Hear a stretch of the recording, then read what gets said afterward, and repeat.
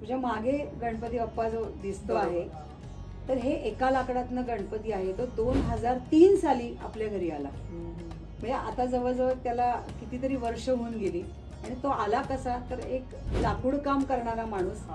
कशा सगळ्या गोष्टी या एकमेकांना जोडलेल्या असतात. तर लाकूड काम करणाऱ्या एका माणसाने ती तयार केलेली एक लाकडातनं ही मूर्ती आहे. ही नीट आता वस्त्र अलंकार आहेत पण बघितलं तर ते गणपती बाप्पा उभेच का बसलेले ते कोणाला कळत नाही. गणपती बाप्पाचे डोळे बंद आहेत का उघडत ते कळत नाही.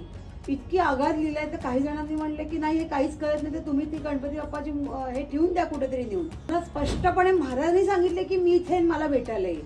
तसंच एकाने मला पूर्वी सांगितलं होतं की महाराज जेव्हा तुमचं गादी चालते किंवा प्रश्न उत्तर चालतात आणि ज्या ठिकाणी मी बसते त्याच्या बरोबर समोरच्या बाजूला महाराज बसतात.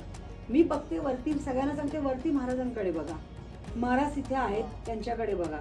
पण महाराज बसतात कुठे ते छोट्या महाराजांच्या शेजारी आणि ते जिवंत अवस्थेत बसतात. आता ही जी अदृश्य लीला आहे ती कोणी आणि कुणाला सांगावी. जो आले होते तर ते वेगळ्याच. आजोबा आता वय किती माहिती 75 वर्षाचा आणि 8 तास काय तर मला 2 BHK फ्लॅट हवाय.